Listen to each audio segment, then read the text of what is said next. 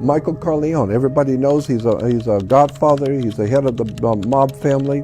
And in the very beginning of Godfather 3, he's being anointed with a sword in New York as a member of the Knights of Malta.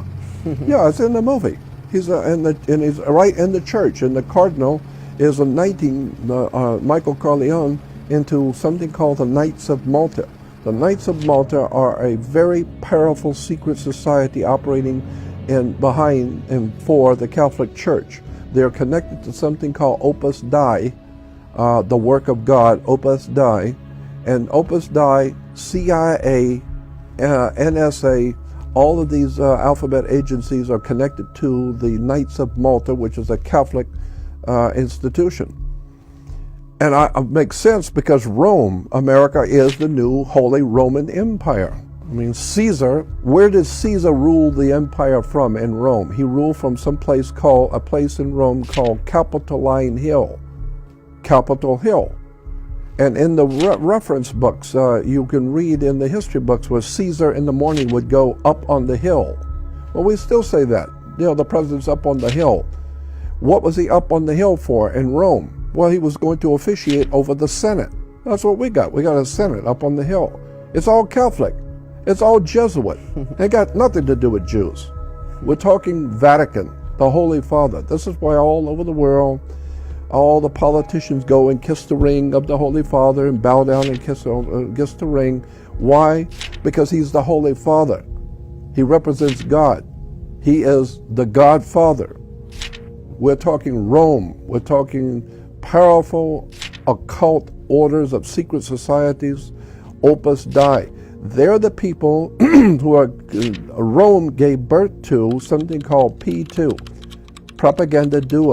P2 Lodge is operating out inside the Vatican, inside the Catholic Church, as a secret society called Propaganda Due, P2. P2 is an extremely powerful occult network of very powerful politicians, military leaders, and they are well known. Even in the movie Godfather 3, P2 is mentioned twice. Go back and watch it. They talk about P2.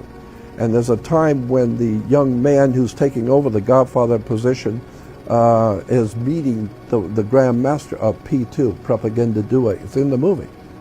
And he introduces him as the master of P2.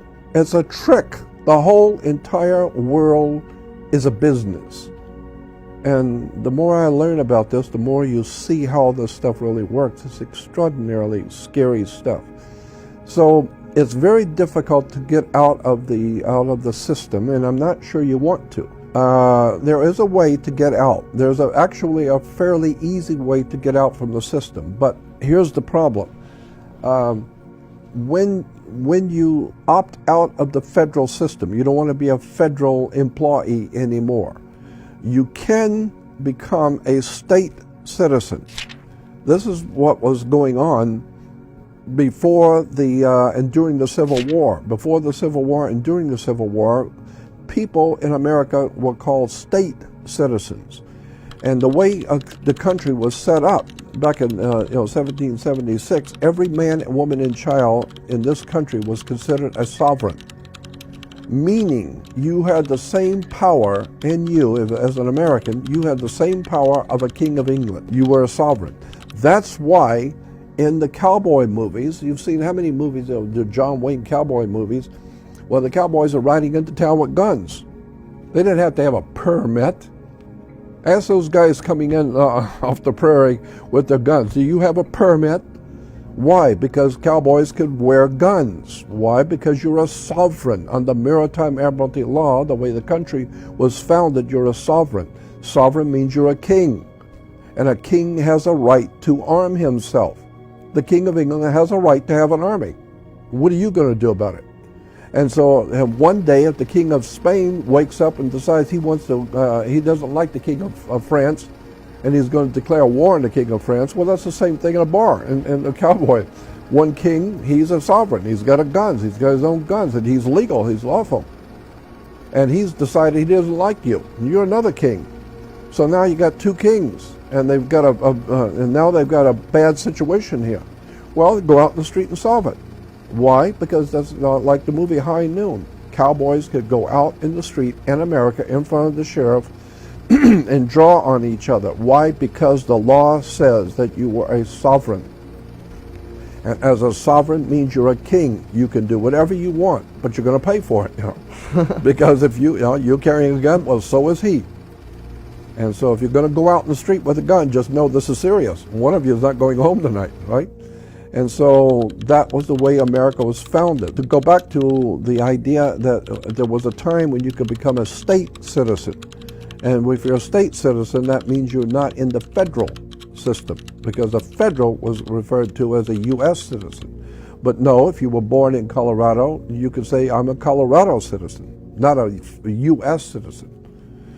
And so you can do the same thing today. You can become a state citizen today in America. And once you do, you're out of the federal system completely. And the federal government no longer has any jurisdiction over you at all, period. I mean, if you have a wife and your baby and your kid is in my house and he's acting up, I can't discipline him. Why? Jurisdiction.